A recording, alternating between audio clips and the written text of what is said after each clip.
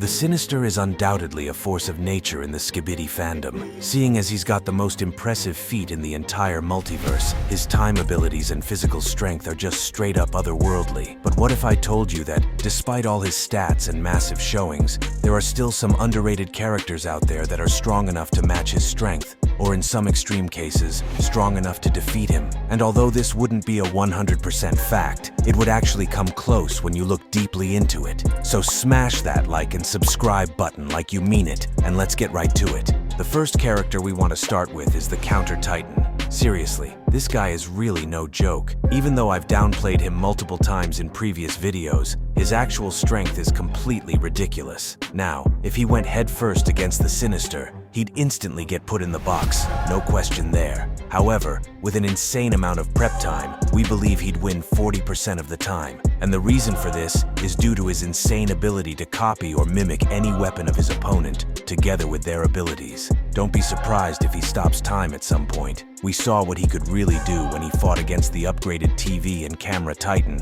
leaving them in the dirt. And although he got one shot by the time god of the multiverse, let's just say that happened because he didn't really see it coming. In other words, zero prep time. So with enough info on the Sinister, I think he'd stand a pretty good chance. Moving on to the next character, we have the future Clockman. In terms of raw time abilities, this guy is the closest to the Sinister. I mean, he even claimed to be the source of all clock's power, and that isn't something just anyone could pull off. He's got up to 5 levels of time stop, has a time spider, and what exactly was that move right there? Anyways, the Sinister stopped a whole galaxy in time, and seriously, there's no way the future Clockman could top that. But there's only one thing I believe he could do, which is to cancel out or maybe negate most of the Sinister's time powers, leaving this battle to just physical strength and other traits that don't involve time abilities. So, considering all of this is a major achievement, let's just say he's got a 30% chance of winning this, which I think is crazy, considering he's only a large agent. Speaking of agents that really come close, the secret agent got this one covered. Just like most of the Sinister's true abilities are still a mystery, the secret agent is one big mystery himself, but that doesn't really change the fact that he's extremely broken. From accurate future prediction to invisibility, which helped the agents take down the scientist, to teleportation for moving anyone and anywhere he wants.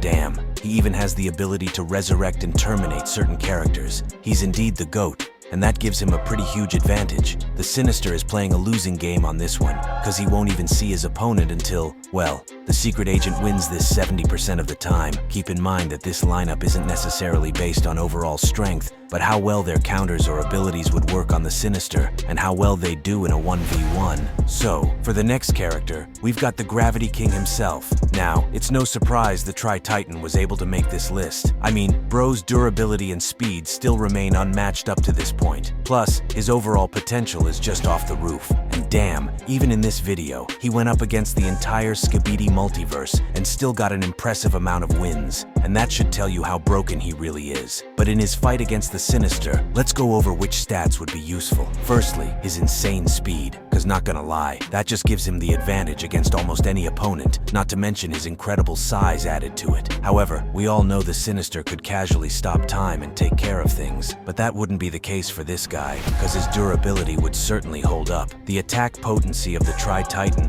is just a different topic on its own, and I think with some precise shots, he'd be able to do significant damage. Add that with his gravity powers, and he becomes a literal beast. Then again, the Sinister could just reverse time, canceling out all that damage instantly. Seriously, why are the clocks so broken? The Tri-Titan is a formidable fighter, so he'd win this 30% of the time. So far, we've seen how 4 unique characters would still be able to stand a chance against this time monster. However, things get more intense from here, cause the next one would completely destroy him. We've got Mr. Dom, and this guy right here takes basically every ability to the next level. In episode 39, we saw him demonstrate the ability to distort the world around him. He was able to shapeshift and turn into different physical forms. He has the abilities of the clock, which gives him a better advantage than all others. The moment the Sinister starts to yap, it's pretty much GG.